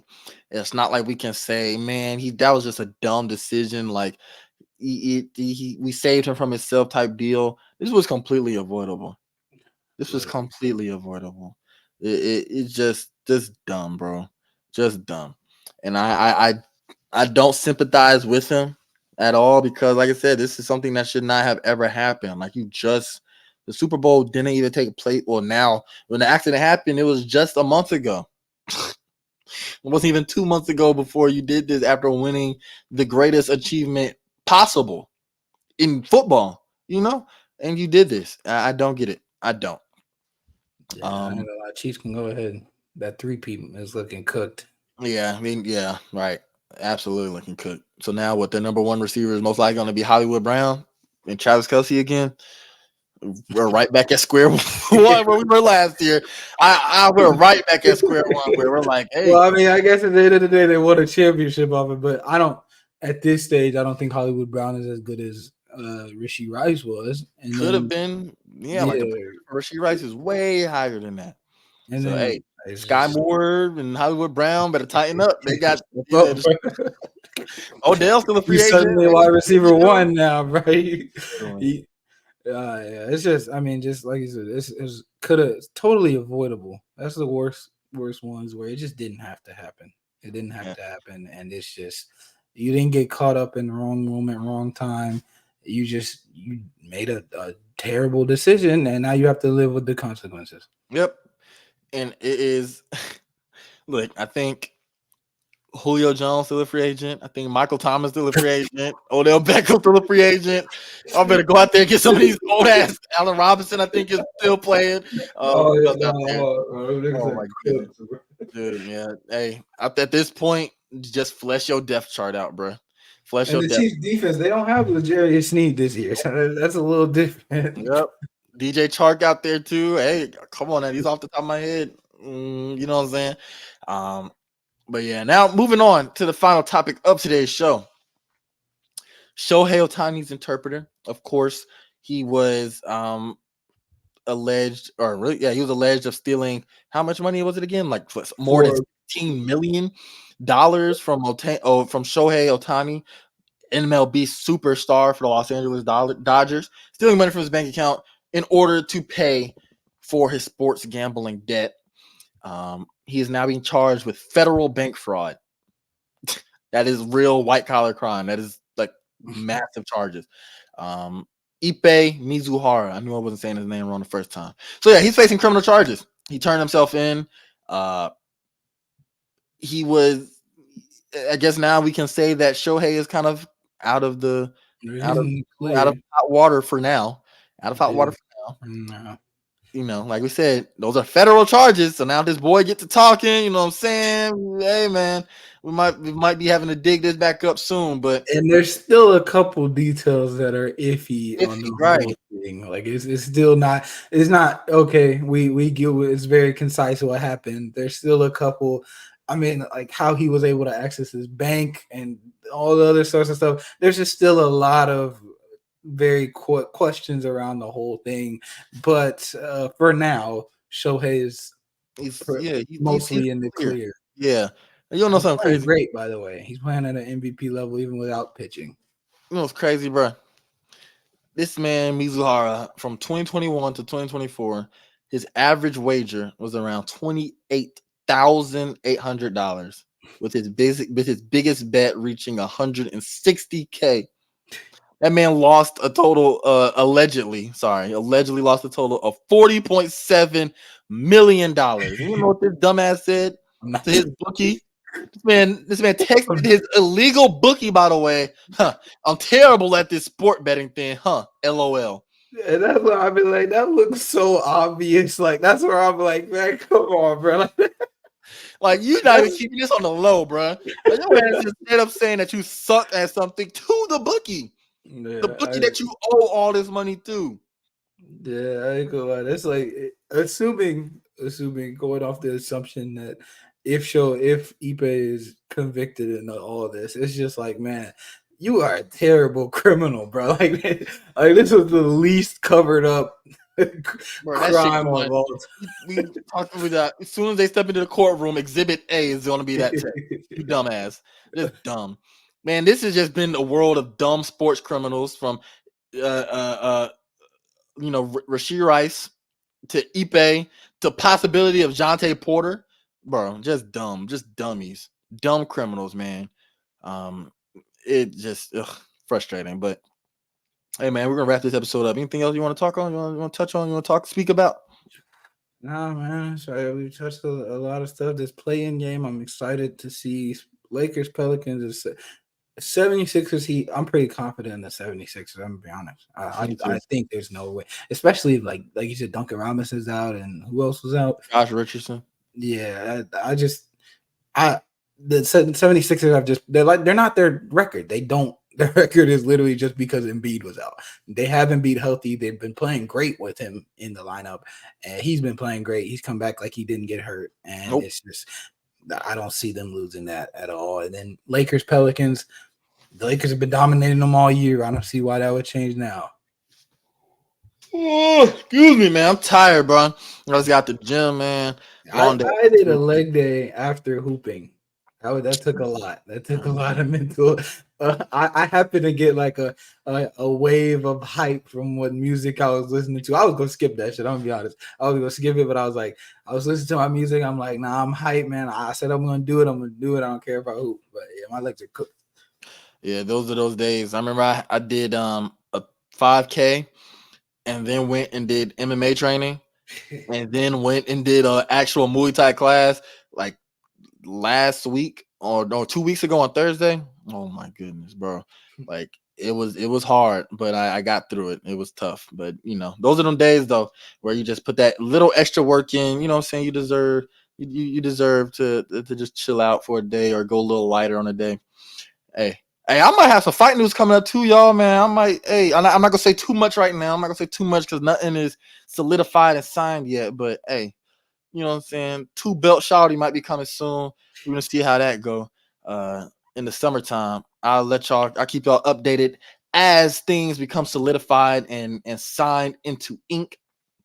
But hey, man, we talked about a lot. Talked about UFC 300, all of the fights, including Alex Pereira's just emphatic and badass knockout of Jamal Hill.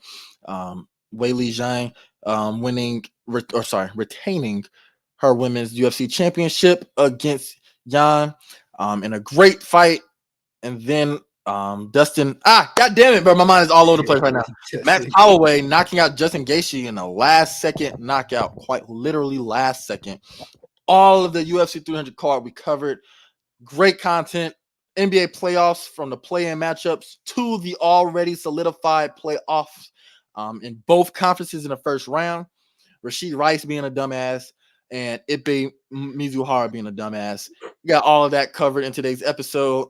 Y'all let us know how y'all enjoyed today's episode. Just follow us on our social medias on the screen. Share it with your folks. Like, comment, subscribe on YouTube. Rate us on Apple Podcasts. Rate us on Spotify. We will be back here again later this week on Thursday because we're going to be talking about the play-in games.